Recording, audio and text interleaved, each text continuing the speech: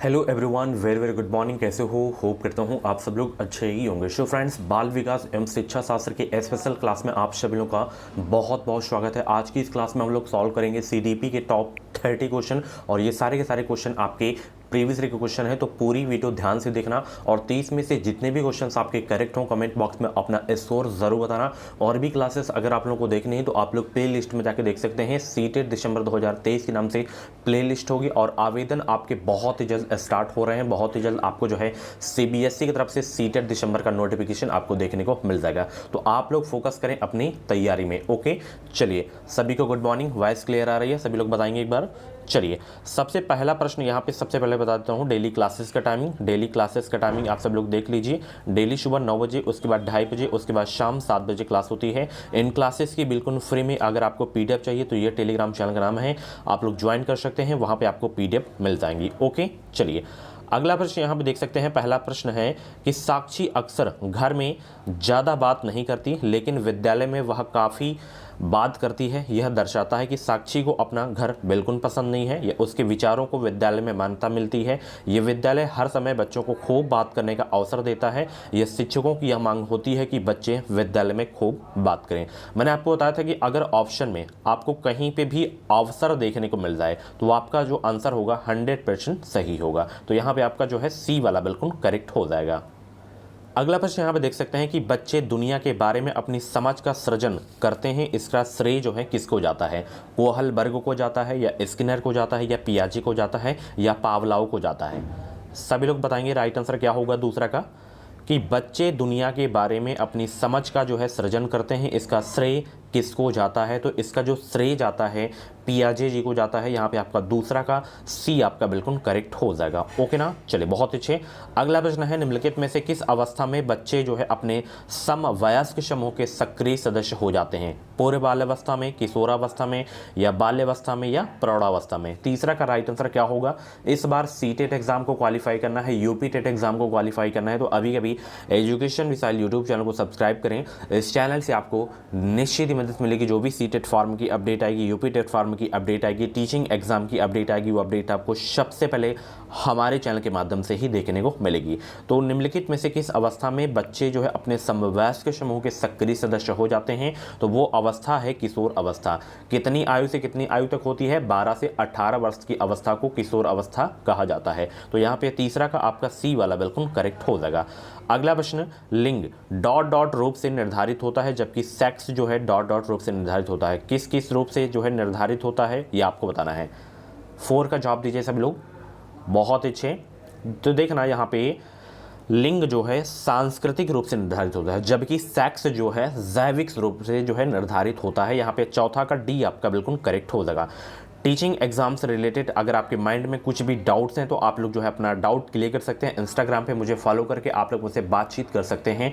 अगला प्रश्न, लिंग विभाजन को डॉट डॉट के रूप में जो है परिभाषित किया गया है, तो किसके रूप में परिभाषित किया गया है लिंग विभाजन को? ये आपको बताना है। पुरुष और महिला कर्मचारियों के बीच विभाजन, या पुरुषों और महिलाओं के बीच जैविक अंतर, या पुरुष से महिलाओं का अनुपात, या समाज के अंतर्गत पुरुषों और महिलाओं की पदानुक्रम भूमिकाओं का? तो बताइए सब लोग। 5 का जवाब देने का प्रयास करेंगे। आंसर सोचने का ज़्यादा समय चाहिए तो आप लोग वीडियो को रोक भी सकते हैं। तो लिंग विभाजन को जो है समाज के अंतर्गत पुरुषों और महिलाओं की पदानुक्रम भूमिकाओं के रूप में परिभाषित किया गया है। तो यहाँ पे जितने लोग 5 का डी जवाब दिए उनका आंसर बिल्कुल सही हो जाएगा। अगला प्रश्न देखना यहाँ पे कि बुद्धि का कौन सा सिद्धांत सामान्य बुद्धि जी और विशिष्ट बुद्धि एस की उपस्थिति का जो है समर्थन करता है? वर्नोन का पदानुक्रमिक सिद्धांत, या नियम प्रतिकूल सिद्धांत, या जो है स्पीयरमैन का द्विखंड सिद्धांत, या गिलफोर्ड का बुद्धि का सिद्धांत? 6 का जवाब देने का प्रयास करेंगे। आंसर सोचने का ज़्यादा समय चाहिए तो आप लोग वीडियो को रोक भी सकते हैं।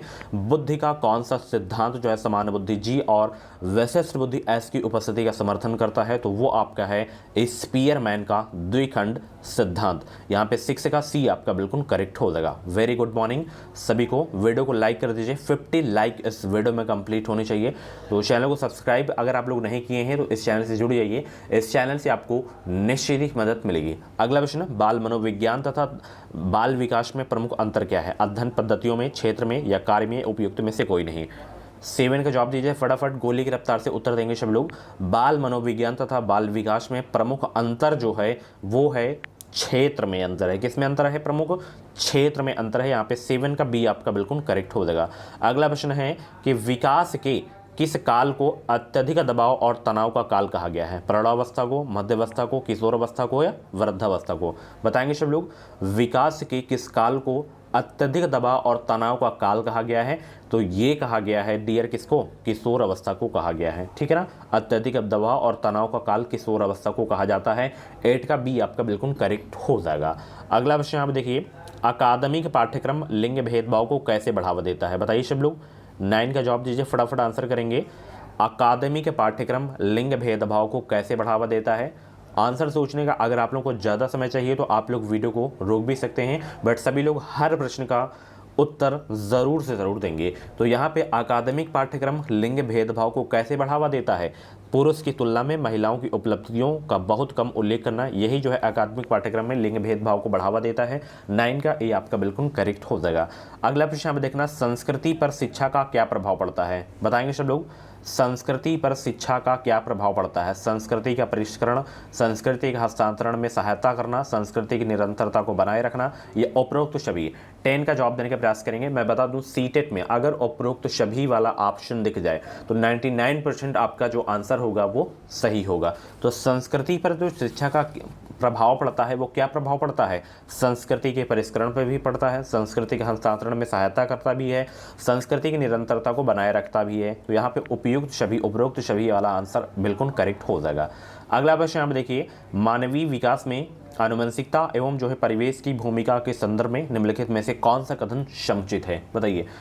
चारों कथनों को पढ़िए, फिर आप लोग बताइए कौन सा कथन इसमें समुचित है। सभी लोग जवाब दीजिए फटाफट। 11 का जवाब देने का प्रयास करेंगे। वीडियो को लाइक कर दीजिए जितने लोग वीडियो को देख रहे हैं। तो मानवीय विकास में आनुवंशिकता एवं परिवेश की भूमिका के संदर्भ में निम्नलिखित में से कौन सा कथन जो है समुचित है? वो आपका है, विकास के विभिन्न क्षेत्रों में आनुवंशिकता एवं परिवेश का सापेक्षिक प्रभाव परिवर्तनशील है। यहाँ पे 11 का सी आपका बिल्कुल करेक्ट हो जाएगा। अगला विषय हम देखना, सामाजिकरण में सम्मिलित है सांस्कृतिकरण और बच्चों को लेबलों में जो है समायोजित करना, या व्यक्ति का जो है विकास, या विद्रोहियों को निरुत्साहित करना, या संवेगात्मक समर्थन उपलब्ध कराना। तो सामाजिकरण में सम्मिलित है सांस्कृतिक रण और क्या? बताइए सब लोग। 12 का जवाब दीजिए, फटाफट आंसर करेंगे सब लोग। सभी को गुड मॉर्निंग, सभी को very very good morning. Daily class चलती है और उसके बाद हम मिलेंगे 2:30 बजे दोपहर में, उसके बाद शाम 7 बजे। तो 12 का यहाँ पे आंसर जो सही हो जाएगा व्यक्तिगत विकास। ठीक है, ओके। चलिए, निम्नलिखित में से समस्या समाधान को क्या बाधित नहीं करता है? मोर्चाबंदी, निर्धारण, अंतर्दृष्टि, मानसिक प्रारूपता। निम्नलिखित में से समस्या समाधान को बाधित नहीं करता है? निम्नलिखित में से समस्या समाधान को क्या बाधित नहीं करता? तो इसमें देखना, अंतर्दृष्टि बाधित नहीं करता है। बाकी मोर्चाबंदी, निर्धारण, मानसिक प्रारूपता, ये सभी जो है समस्या समाधान को बाधित करते हैं, बाधित नहीं करता है अंतर्दृष्टि। 13 का सी आपका बिल्कुल करेक्ट हो जाएगा। बाल विकास इनका जो है अध्ययन है, बालकों के विकास के विभिन्न पहलुओं का अध्ययन है, या जो है बालकों के व्यवहारों का अध्ययन, या विकास को प्रभावित करने वाले तत्वों का, ये उपयुक्त सभी का। 14 का जवाब दीजिए सब लोग।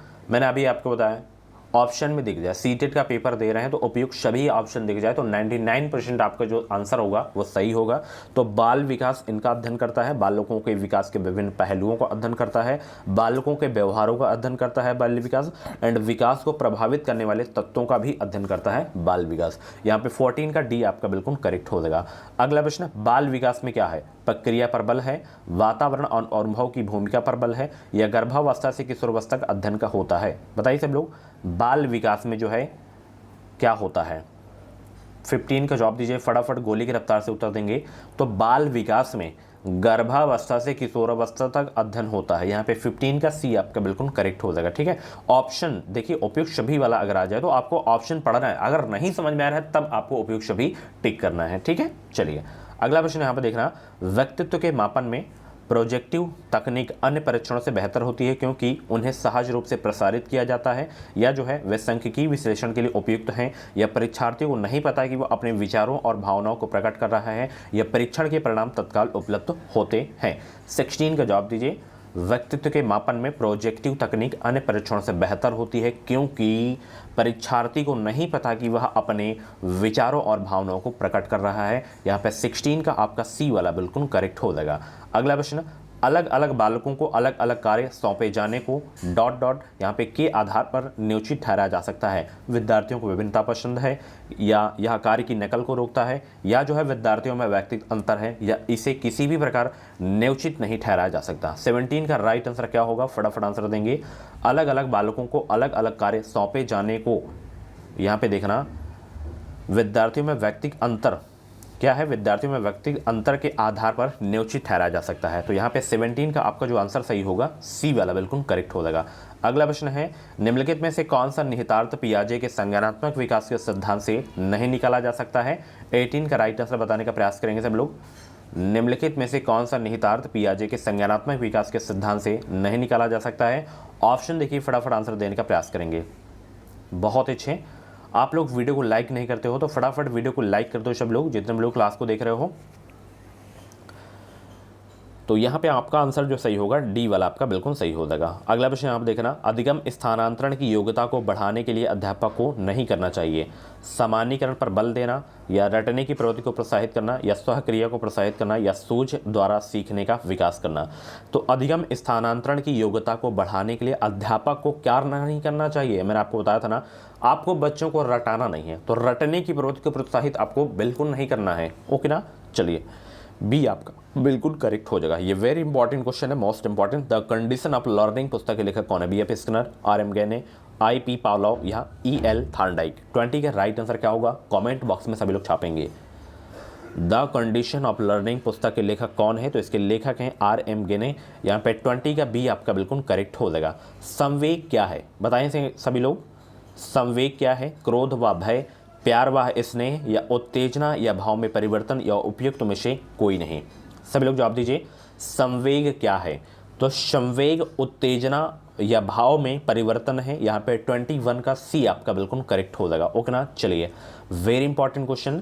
2:30 बजे आपकी क्लास होगी, बहुत ही जबरदस्त क्लास होगी, तो पूरी क्लास जरूर देखना आप लोग। अगला प्रश्न, मूल प्रवृत्ति की एक प्रमुख विशेषता है जो पाई जाती है केवल कलाकारों में, सभी प्राणियों में, तथा यह जन्मजात व प्राकृतिक होती है केवल बिल्लियों में या केवल मनुष्यों में।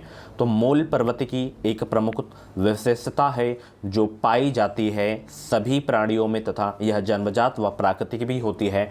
22 का बी आपका बिल्कुल करेक्ट हो जाएगा। अगला प्रश्न, विद्यार्थी का जो विकास होता है वो निर्भर करता है किस पर, वातावरण पर, वंशानुक्रम एवं वातावरण पर, या उपयुक्त में से कोई नहीं। 23 का राइट आंसर क्या होगा, जवाब देने का प्रयास करेंगे। तो विद्यार्थी का जो देखिए आपका विकास होता है वो निर्भर करता है वंशानुक्रम एवं वातावरण पर, दोनों पर निर्भर करता है विद्यार्थी का विकास। 23 का सी आपका बिल्कुल करेक्ट हो जाएगा। चलिए अगला प्रश्न, सामान्यतः यह देखा जाता है कि बच्चा थोड़े बहुत गायनों में अपने माँ बाप से भिन्न होता है। इसके लिए जो है अनुवंशिकी नियम के जरिए विश्लेषित किया जा सकता है, कीटाणु के जनन द्रव्य सिद्धांत द्वारा, या विभेद द्वारा, या समानता के द्वारा, या अवनति के द्वारा। 24 का राइट आंसर क्या होगा, जवाब देने का प्रयास करेंगे। बहुत अच्छे, सामान्यतः यह देखा जाता है कि बच्चा जो है थोड़े बहुत मायनों में अपने माँ बाप से भिन्न होता है। इसे किसके अनुवंशिकी नियम के जरिए विश्लेषित किया जा सकता है, विभेद के द्वारा किया जा सकता है। ठीक है ना, यहाँ पे 24 का सी आपका बिल्कुल करेक्ट हो जाएगा।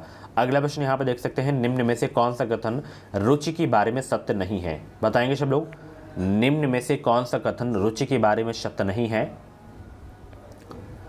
तो ये वाला कथन, रुचियां व्यवहार में आकर्षण एवं विकर्षण के प्रतिबिंब नहीं है, ये कथन रुचि के बारे में सत्य नहीं है। बाकी तीनों कथन आपके जो है रुचि के बारे में सत्य हैं। 25 का डी आपका बिल्कुल करेक्ट हो जाएगा। निम्नलिखित में से जन्मजात अभिप्रेरक कौन है, बताइए सब लोग। यहाँ पे निंद्रा हो गया, प्रशंसा हो गया, क्रोध हो गया, खेलना हो गया, तो जन्मजात अभिप्रेरक कौन है। 26 का राइट आंसर देने का प्रयास करेंगे सब लोग। बहुत अच्छे, सभी को एक बार फिर से गुड मॉर्निंग। जितने लोग लेट में क्लास में ज्वाइन हुए हैं, तो जन्मजात अभिप्रेरक इसमें कौन है, तो यहाँ पे देखना आपका निंद्रा, ये एक जन्मजात अभिप्रेरक है आपका। यहाँ पे 26 का ये आपका बिल्कुल करेक्ट हो जाएगा। सीखने का जो है व्यवहारिक सिद्धांत द्वारा दिया गया है, थार्नडाइक द्वारा, या गार्डनर के द्वारा, या कोहेलर के द्वारा, या हल एवं टोलमैन के द्वारा। तो सीखने का व्यवहारिक सिद्धांत किसके द्वारा दिया गया है, ये आपको बताना है। 27 का जवाब देने का प्रयास करेंगे। इसकी पीडीएफ टेलीग्राम ग्रुप पे मिल जाएगी, रिवीजन कर सकते हैं, और डेली क्लास देखना है बिल्कुल फ्री में। आप लोग हमारे चैनल से अपनी सीटेट एग्जाम की तैयारी कर सकते हैं, यूपी टेट एग्जाम की भी तैयारी कर सकते हैं। टेट का जब फॉर्म आएगा तो तब उसकी तैयारी करवाया जाएगी। बाकी CDP सबके लिए हेल्पफुल है, ठीक है, सारे सब्जेक्ट वही हैं, बस इसमें पेडागॉजी पोर्शन अलग हो जाता है। बाकी स्पेशल टेट की तैयारी कर रहे हैं तो CTET बहुत हेल्प करेगा, ठीक है, और CTET क्वालिफाई कर लेते हैं तो टेट की आपकी ज़रूरत ही नहीं है, ठीक है, तो CTET में फोकस करें। चलिए, सीखने का व्यवहारिक सिद्धांत किसके द्वारा दिया गया था? ये दिया गया था कोहेलर के द्वारा। 27 का C आपका बिल्कुल करेक्ट हो जाएगा। शिक्षा शास्त्र का वह प्रकार जिसमें विशिष्ट शिक्षा की आवश्यकता होती है, विशेष लोगों को दी जाती है, विकलांग व्यक्तियों को दी जाती है, बुद्धिमान व्यक्तियों को दी जाती है, या स्थानीय मुखिया द्वारा जो है संस्थापित होती है। तो शिक्षा शास्त्र का वह प्रकार जिसमें विशिष्ट शिक्षा की आवश्यकता होती है वो विकलांग व्यक्तियों को दी जाती है। 28 का B आपका बिल्कुल करेक्ट हो जाएगा। अगला प्रश्न वेरी इंपॉर्टेंट है कि सांस्कृतिक पूर्वाग्रह से बचाव के लिए निम्नलिखित में से कौन सी एक अच्छी आकलन योजना है? बताइए, सभी लोग जवाब दीजिए। सांस्कृतिक पूर्वाग्रह से बचाव के लिए निम्नलिखित में से कौन सी एक अच्छी जो है आकलन योजना है? तो ये वाली है कि विभिन्न विधियों का उपयोग विद्यार्थियों के आकलन के लिए करना, ये अच्छी आकलन योजना है। अगला प्रश्न यहाँ पे देखना, लास्ट क्वेश्चन है, समान लिंग मित्रता किसके दौरान प्रबलित होती है? प्रारंभिक किशोरावस्था, प्रारंभिक बचपन, मध्य किशोरावस्था, बचपन। बताइए, समान लिंग मित्रता किसके दौरान प्रबलित होती है?